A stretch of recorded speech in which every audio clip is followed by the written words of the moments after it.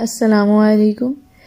सिद्रा मोहसिन की आवाज़ में सादिया आबिद के बेहतरीन नावल कफ़स के पंछी की दूसरी किस्त के साथ हाजिर हैं। उम्मीद करते हैं कि इस सफ़र में आप हमारे साथ रहेंगे और अपनी आरा से हमें मुस्तफ़ीद करेंगे। मम्मा का ख्याल तो मुझे ख्वाबों के सफ़र पर निकलने ही नहीं देता। मम्मा की सख्त गिर तबीयत से तो तुम वाकिफ़ हो ना। वो तो मुझे घर से निकलने ही नहीं देती। कॉलेज में सिर्फ गर्ल्स होती हैं, फिर भी स्कार्फ लेती हूँ। मम्मा हर जगह साई की तरह मेरे साथ रहती हैं। मम्मा की मोहब्बत तो मुझे कभी कभी कफ्स की मानद लगती है। हाशिम, मामा और मामी ने तुम्हें फ्री हैंड दिया हुआ है और मम्मा आज भी मुझसे एक एक सवाल पूछती हैं। मम्मा को न जाने किस चीज़ का डर लाहक है।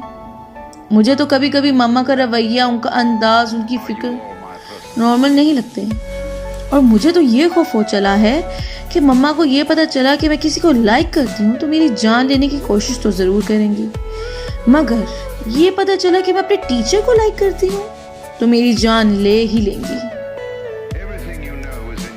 अमल डर का शिकार थी क्योंकि ईशल माजी में पेश आने वाले वाक़ये के बाद बहुत मोहतात हो गई थी और बेटी की पैदाइश ने तो इसे ना जाने क्यों खौफजदा कर दिया था और वो अपनी बेटी को किसी की भी गंदी गिलाजत भरी निगाहों में आने नहीं देना चाहती थी। इसलिए वो हर जगह उसके साथ होती थी। उसके आबगीने से बढ़कर ख्याल करती थी कि उसकी बेटी उसकी इज्जत थी और इज्जत पर लगी चोट आखिरी सांस तक तकलीफ देती है और जिस तकलीफ से खुद बरसों गुजरती रही वो नहीं चाहती थी कि उसकी बेटी भी गुजरे। इसी ईशल के डर और फिक्र ने इसे बहुत मोहतात पसंद बना दिया था। माँ के माजी से अनजान अमल लोधी कभी तो माँ की मोहब्बत और फिक्र पर फख्र करती और कभी चिढ़ जाती, लेकिन हमेशा कौसर लोधी पोती को समेट लेती कि वो बहू के रवैये उसके डर से वाकिफ थी। हारिस लोधी के लिए माजी की तल्ख यादें ज़्यादा तकलीफ दे इसलिए थीं कि जिसके सबब उसकी बीवी बरसों से अजियत में थी। वो उसका दोस्त था, मगर हारिस ने कभी ये बात दोस्त पर जाहिर नहीं की थी कि हकीकत उसके इल्म में है और ला इल्म तो ईशल भी थी। वह तमाम उम्र इस भरम में रही थी कि उसका शोहर इसकी पुर अजीत माजी से नावाकिफ है। वो ईशल के खौफ से वाकिफ था, मगर कभी इस पर यह बात आया ना की थी कि कौसर लोधी की भी यही मर्जी थी और वह दोनों बड़ी खामोशी से ईशल के डर और इस डर से मुतल्लिक तहफ़्फ़ुज़ात में शामिल हो गए थे। What rubbish यार, पप्पू अब ऐसी भी नहीं है। वो तुमसे मोहब्बत करती हैं, तुम उन्हें बताओगी तो वो क्या? मम्मा को बताऊंगी, मर नहीं जाऊंगी। वो डर कर चीखी थी और हंसने लगी थी। तुम फुप्पा से कितना डरती हो? वो उसका मजाक उड़ा रही थी। हाँ, मैं मम्मा से बहुत ज़्यादा डरती हूँ, लेकिन इससे ज़्यादा मम्मा की इज्जत करती हूँ। वो माँ के लिए जज्बाती हो चुकी थी। मम्मा थोड़ी सी सख्त हैं, मगर इनकी सारी सख्ती मेरी भलाई के लिए होती है। मम्मा मुझसे प्यार भी तो कितना करती हैं। मेरी मम्मा दुनिया की सबसे अच्छी मम्मा है। वह प्यार और फ़ख्र से कह रही थी। उसके लहजे में बच्चों का सा इश्तियाक था, नरमी और सच्चाई थी। शान से धीमे से मुस्कुरा दी थी। तुम पप्पू को नहीं बता सकती ना? मैं बताऊंगी इन्हें कि वो उसके बेड से उठते हुए शरारत से बोली थी। वो इसे घूरने लगी थी तो टोकना भी चाहा था, मगर वो कह रही थी। अमल लोधी को अपने केमिस्ट्री के टीचर से मोहब्बत हो गई है। उसकी आवाज बुलंद थी। आहिस्ता तो बोलो शानज़े की बच्ची, वरना मैं तुम्हें जान। वो खौफजदा अंदाज में बेड से उठी थी और माँ को सामने पाकर इसकी जुबान गंग हो गई थी। शानज़े को डर लगने लगा था और अमल की रंगत मुतगय्यर होने लगी थी। फुप्पो, ईशर के चेहरे का सर तासुर ये बताने के लिए काफ़ी था कि वो शानज़े की कई बातें सुन चुकी थी। इसे शानज़े ने ही डरते डरते लब कुशाई करना चाहती थी। शानज़े, अपने कमरे में जाओ।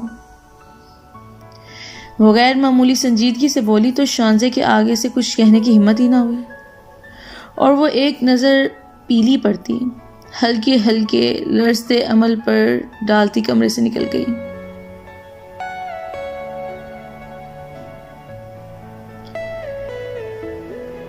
शान से क्या कह रही थी अमल? माँ की गैर मामूली संजीदगी और सवाल ऐसा था कि उसकी आंसू गिरने लगे थे और ईशल ने पहले से ज्यादा सख्ती से अपना सवाल दोहराया था। मगर अमल अब भी कुछ ना बोली थी और इसे जारहाना अंदाज में बेटी का हाथ जकड़ लिया था। इसलिए भेजा जाता है तुम्हें कॉलेज की, तुम ऐसी हरकतें करती फिरो, शर्म नहीं आती तुम्हें? उस्ताद का दर्जा नहीं जानती अमल? उस्ताद रूहानी बाप का दर्जा रखते हैं और तुम? वो बेटी का बाजू जकड़े इसे झंझोड़ रही थी। इसको सख्त सुस्त सुनाकर लब भींचते कमरे से निकलने लगी थी। मम्मा बिलीव मी, मैंने कुछ गलत नहीं किया। वो माँ की राह में आकर सिसकते हुए अपनी सफाई में कुछ खास नहीं बोल पाई थी। कुछ गलत नहीं किया? कुछ गलत नहीं किया से तुम्हारा क्या मतलब है अमल? क्या करना चाहती थी? रिश्तों का वकार, उनकी इज्जत का मान नहीं रखा। एक टीचर बाप की सी अहमियत और इज्जत का हामिल होता है, बल्कि बाप से बढ़कर इज्जत और तौकीर का हामिल होता है। और तुम अपने उस्ताद से मोहब्बत? मेरी बेटी की सोच ऐसी हो सकती है? मैंने कभी तसव्वुर भी नहीं किया था। इशल का अंदाज और लबो लहजा शर्मिंदा करने वाला था और वो तो जमीन में गड़ी जा रही थी। मम्मा यकीन करें, मैंने ऐसा कुछ नहीं किया कि आपको और पापा को शर्मिंदा होना पड़े। वो कहते साथ ही बिलक बिलक कर रो उठी थी। तो जो शान से कह रही थी वो सब क्या था? वो कहां अपनी लाडली की आंखों में आंसू देख सकती थी। उसका बिलकना उसे तकलीफ देने लगा था, इसलिए अब की कदे नरमी से इस्तफसार किया था। मम्मा सर जब मुझे अच्छे लगे तब मुझे नहीं पता था कि वही मेरे केमिस्ट्री के टीचर बन के आ जाएंगे। उसी लम्हे भर को लगा था कि अमल कहेगी कि शानजे ने मजाक किया था, मगर उसने तो हर बात की तस्दीक ही कर दी थी। मम्मा, जिस दिन कॉलेज के बाहर फायरिंग हुई थी उस दिन मैंने सर को पहली दफा देखा था और इनका ख्याल एक लम्हे को भी मेरे जहन से नहीं निकल पाया था। और जिस दिन मैंने इन्हें केमिस्ट्री की क्लास में देखा उस दिन मैं शॉक्ड रह गई और अपने महसूसात तब्दील नहीं कर पाई। लेकिन मैंने ऐसा कुछ नहीं किया मम्मा कि आपको शर्मिंदा होना पड़े। वो माँ को मुतमईन करने के लिए रोते हुए जल्दी जल्दी कह रही थी, तुम्हारी हर बात पर यकीन है मुझे, मगर ये बात नाकाबिले बर्दाश्त होने के साथ साथ काबिले गिरफ्त भी है। बहरहाल वो तुम्हारे टीचर हैं और उनकी इज्जत करना तुम पर फर्ज है, ना कि उनको किसी और निगाह से देखो, कि ये मैं हरगिज बर्दाश्त नहीं कर सकती। इसलिए तुम कल से कॉलेज नहीं जाओगी। माँ की पहली बात ने जो इत्मीनान बख्शा था वो दूसरी बात के साथ उड़नछू हो गया था। मम्मा, उसे माँ से कुछ कहना चाहा था। ये मेरा आखिरी फैसला है, क्योंकि यही तुम्हारे लिए बेहतर है कि ये मैं बात कभी भी बर्दाश्त नहीं कर सकूंगी कि अमल लोधी का अपने टीचर के साथ अफेयर था। वो बेबसी से माँ को देखने लगी थी। ईशल की भी आंखों से आंसू गिर रहे थे। मम्मा प्लीज ऐसा फैसला ना लें, बिलीव करें मम्मा, मैंने सर उबैद से गुजरे माह में एक दफा भी बात नहीं की। मैं इनकी इतनी ही इज्जत करती हूँ जितनी सर सज्जाद की करती हूँ। वो मेरे लिए काबिले एहतराम है। मेरा उनके साथ अफेयर नहीं है। वो माँ की बात पर तड़प उठी थी। इस बात का यकीन मैं कर सकती हूँ कि मैं तुम्हारी माँ हूं, मगर दूसरों को इस बात का यकीन नहीं दिला सकती। इसलिए ये फैसला ले रही हूं कि मैं नहीं चाहती कि कोई मेरी बेटी पर, उसके किरदार पर उंगली उठाए। ये बात याद रखना अमल, कि मोहब्बत के बगैर जिंदगी गुजर जाती है मगर इज्जत के बगैर नहीं।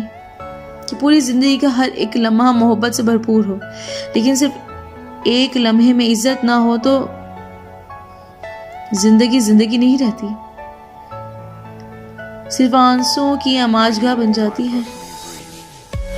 मैंने हमेशा तुम्हारी हिफाजत की, तुम्हें इस जमाने की ऊंच नीच सिखाई, सिर्फ इसलिए कि मैं नहीं चाहती थी कि मेरी बेटी की जिंदगी में कभी कोई ऐसा लम्हा आए कि जब इसे अपने होने पर मलाल हो और जिंदगी का तमाम सुकून और इत्मीनान उस लम्हे की नजर हो जाए।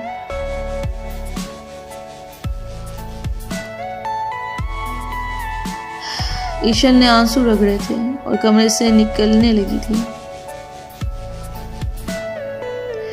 मम्मा प्लीज, आप नहीं चाहती तो मैं सर की क्लास नहीं लूंगी, मगर मुझे कॉलेज जाने दें। मेरे मिड टर्म एग्जाम्स होने वाले हैं, मेरा साल जाया हो जाएगा, मेरा कैरियर। मम्मा, खुशियों सुकून जाया हो, जिंदगी तबाह हो, इससे बेहतर है कि साल और कैरियर जाया किया जाए, तबाह हो जाए। आई डोंट केयर, अब तुम कॉलेज किसी कीमत पर भी नहीं जाओगी और ये मेरा आखिरी फैसला है। वो सख्ती से कहती बेटी को रोता छोड़कर कमरे से निकल गई थी। कौसर लोधी के इल्म में जब बात आई तो उन्होंने ईशल को समझाया था, मगर ईशल नहीं मानी थी। ये माँ, अगर आगाज में ही पता चल जाए कि ये रास्ता तबाही की तरफ ले जाता है तो सफर से पहले ही रुक जाना चाहिए, और जो रास्ता मेरी बेटी को बुराई और तबाही की तरफ लेकर जाता है, मैं इसे जबरदस्ती और सख्ती से भी रोकना पड़ेगा तो मैं रोकूंगी। रह गई बात उसके कैरियर की, तो मैं इसे अब कॉलेज जाने की इजाज़त तो नहीं दूंगी। जब पेपर्स आएंगे तब की तब देखी जाएगी कि घर में रहकर तैयारी करके पेपर्स देना चाहिए, तो मैं इसमें कोई एतराज़ नहीं करूंगी।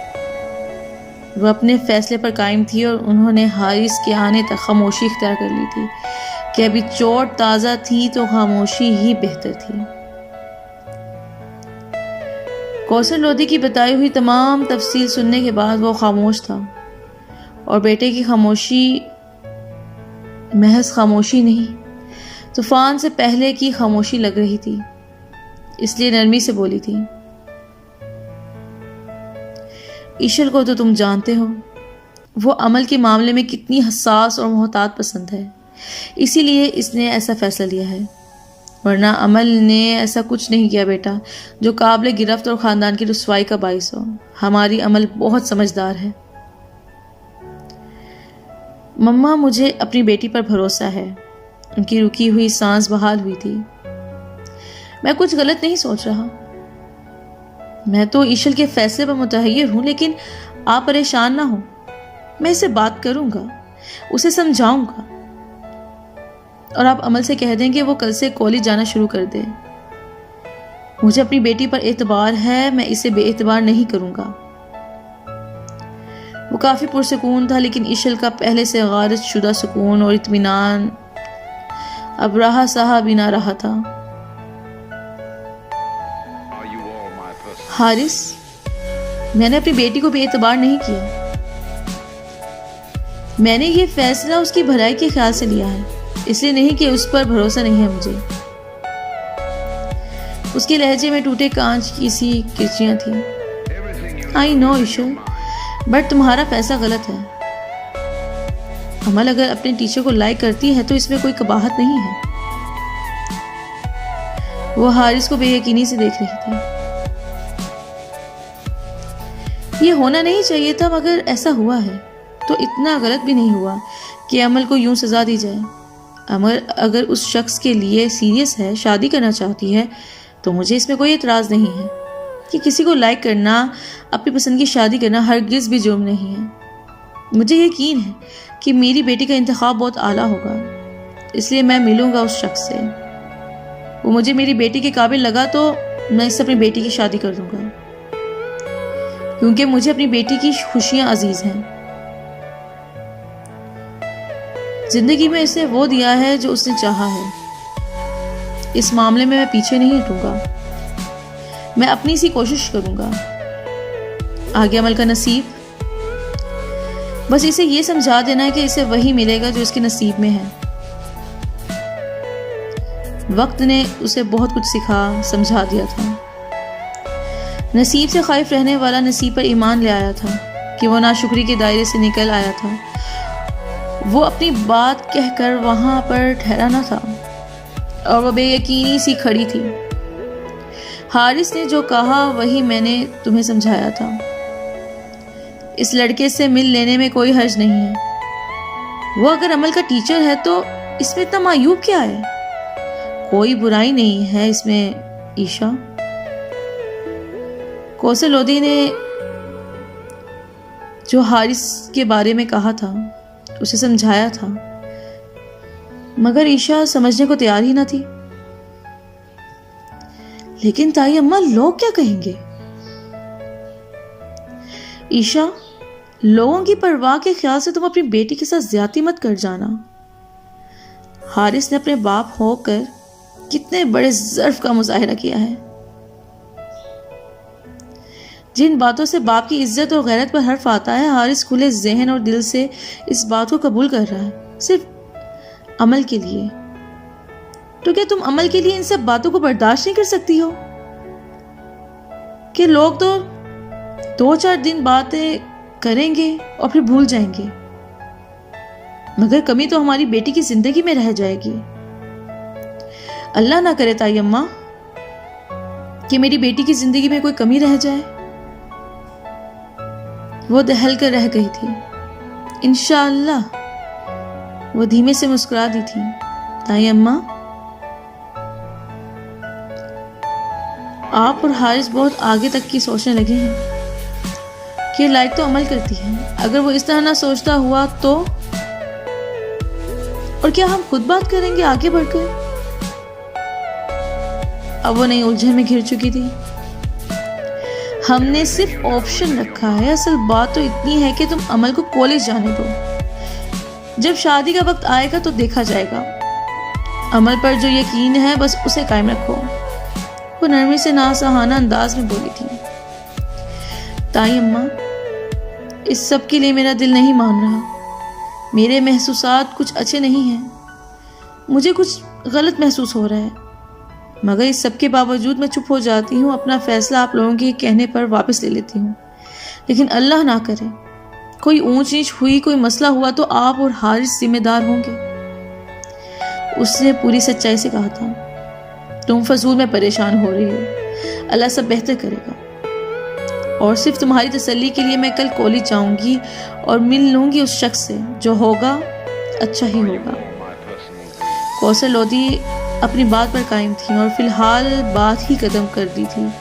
लामुहाला ईशा ने भी फिलहाल खामोशी इख्तियार कर ली थी, मगर कौसर लोधी नहीं जानती थी कि उन्हें मिलने की नौबत ही नहीं आएगी। वक्त की चाल बड़ी तेजी से अपने वार कर जाएगी। इसी के साथ कफ़स के पंछी की दूसरी किस्त इख्तिताम पजीर होती है। तीसरी किस्त के साथ इंशाअल्लाह बहुत जल्द हाजिर हूँ। तब तक के लिए अपना ख्याल रखिएगा। इजाज़त दीजिए। अल्लाह ने के बाद।